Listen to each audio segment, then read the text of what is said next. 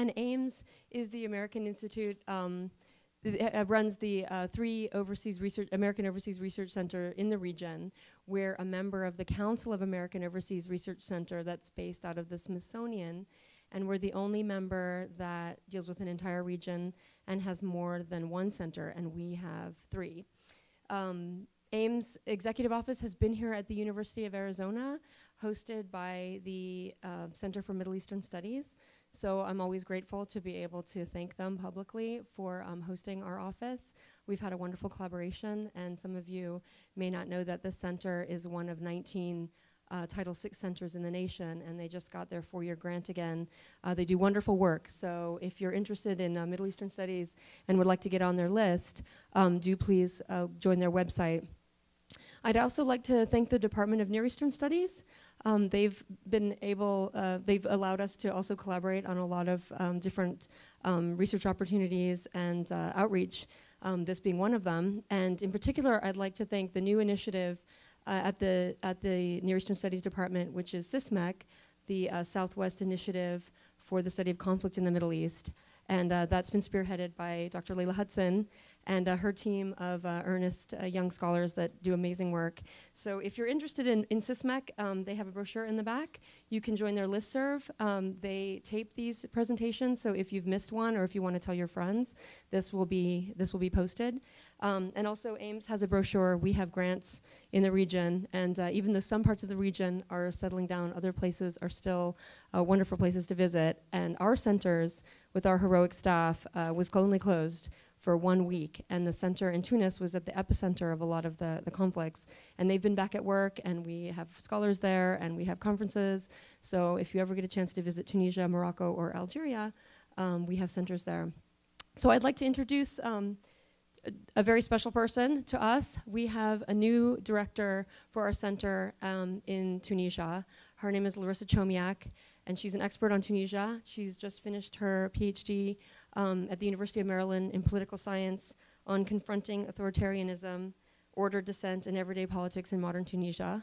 Who knew, when she was talking about soccer games and Facebook, that she was on the cusp? So she's just been hired, and she'll be starting her tenure this summer. So I'd like to introduce Larissa, who will introduce our speaker.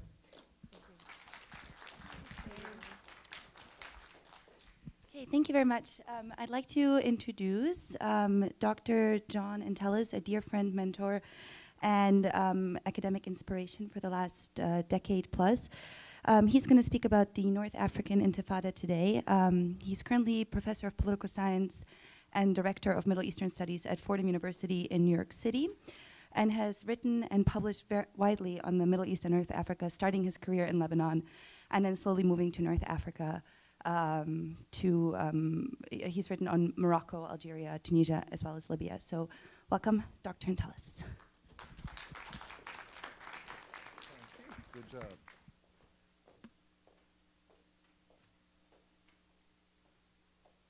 Do I hold this?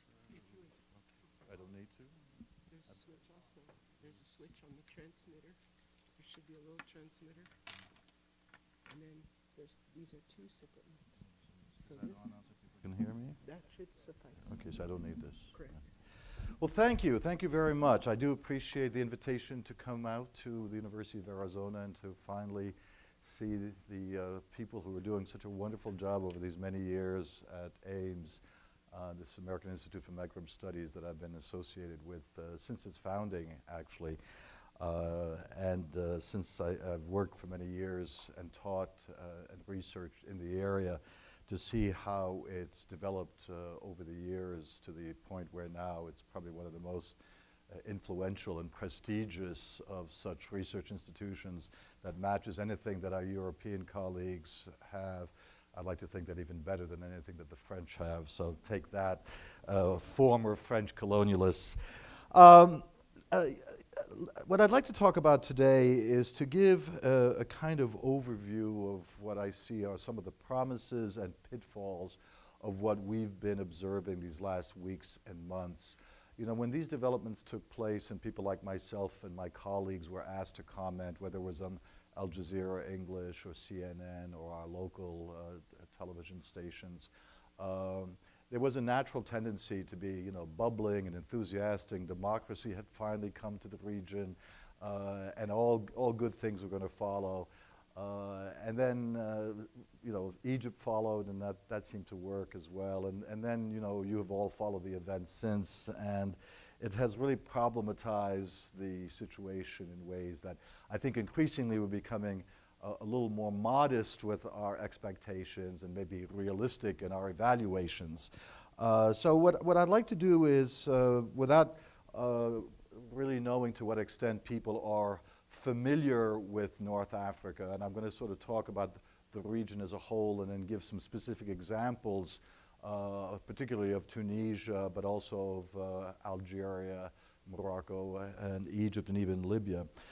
Given that, I'd like to sort of lay out a series of stages that I think are important in understanding this region. How did we get where we are today? Many people, even specialists of the area, and not only North Africa, but the Middle East as a whole, have long regarded the area as extremely stable, as if nothing much happens, that dictators are there forever, and that all of a sudden, out of the blue, this revolt has emerged. But for those of us who know the area, the fact of the matter is the Middle East and North Africa have been areas of incredible amount of dynamism and activism, protest, challenge, demonstration, strikes, and so forth, expressing people's wills and desires. That regimes have successfully, you know, suffocated many of these efforts or put down these efforts does not take away from the fact that such instincts, such desires, and such events have taken place. So let me sort of lay the groundwork in terms of what I consider the promises. The promises began at independence. When colonialism was over in 1956 in Morocco, 56 also in Tunisia, 62 in Algeria, just to look at those three, there was a moment of an enormous optimism and hope, with nationalism being the center of much of that hope in terms of at the national level. There did exist for most of these countries a sense of ideological purpose, whether it was socialism and revolutionism in the case of Algeria, or bourguibism in the case of Tunisia, a kind of evolutionary modernization and liberalization, or even what I would call, in a book that I published on Morocco, the Muslim consensus, where the kind of moderation and modernism attached to a certain amount of monarchicalism.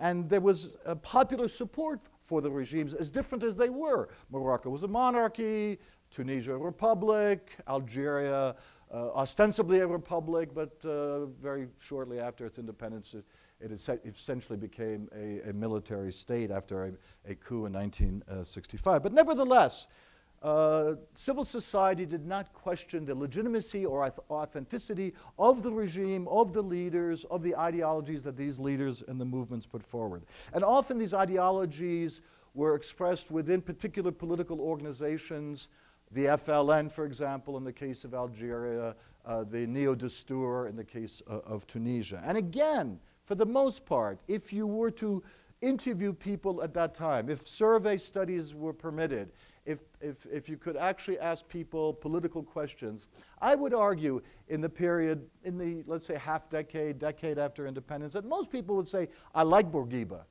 I like Boumediene, and yes, Mohammed V and then Hassan II, whatever they ended up being. And I think this is important in understanding the kind of relationship that was developing between state and society. For their part, the regimes, to the extent that they had resources, remember now, Algeria is an oil and gas producing state. It had the kind of revenue that it could invest in social welfare, education, health, transportation, in ways, let's say, Morocco couldn't. But nevertheless, to the extent that each of these countries could invest in the development of the countries, they did so. They invested in education, they invested in health, they invested in infrastructure, and by any measure, they were pursuing what, at the time, remember this is the Cold War, this is a period when these newly independent states are still operating within a larger global context in which the superpowers are very much determining the manner and the direction that these states can take. So there was a certain amount of a consensus, I would say, between state and society as in the way in which the regime was and the states were evolving.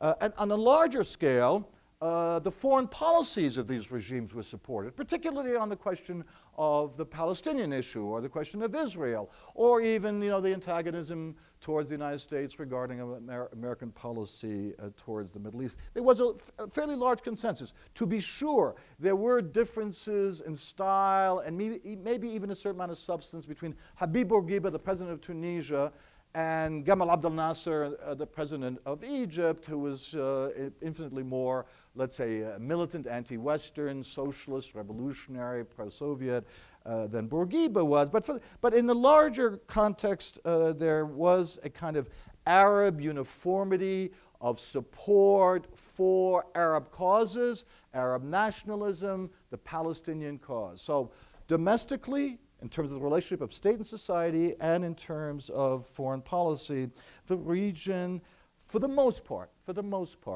was moving along a pathway that people would more or less consider to be productive.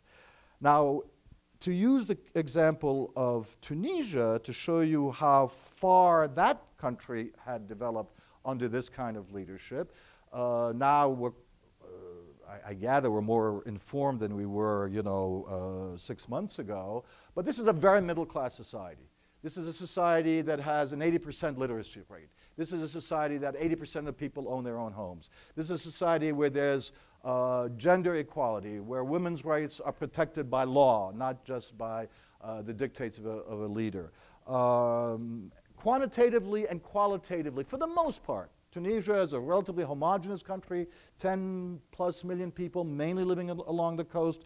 To be sure, the interior didn't do as well, but again, for the most part, you were talking about a country that, if it continued along that path, it would resemble what Greece and Portugal and Spain were in the middle 50s, early 60s. And there was no reason not to believe that if this pattern continued, that Tunisia was on the doorstep of achieving kind of European standards of living. Now, this was being pursued and being promoted by an increasingly authoritarian regime that took a little too much credit for the fantastic work it was doing at the level of civil society. And this is not limited to the case of Tunisia. In almost every case where leaders come in at a moment when they have popular support, at one point or another, and in each case it's never all that clear. To be honest with you, when Ben Ali, as much as he's hated now, or Mubarak, as much as he's hated, go back to Ben Ali in 1987. Look at Ben Ali in 1988 or 1989, an extremely popular figure because Bourguiba had lost so much of his legitimacy, and he began to promote policies that people were very supportive of. This was Ben Ali. Mubarak too, with the assassination of Sadat.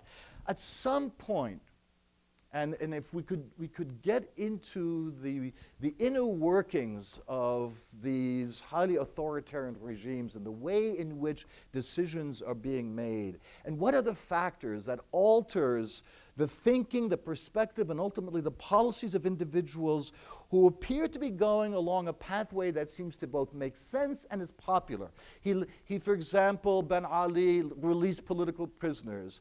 He was willing to talk to the Islamists, the Ennahda party, for example. There seemed to be a liberalization in the air, both economic and political. There was a series of local elections that took place that seemed to indicate that maybe the ruling party, which the name had been changed to the RCD, maybe was not as popular as one thought. So they didn't get 99.9% of the vote. They got 96% of the vote. I mean, some rather insignificant incremental loss of popularity.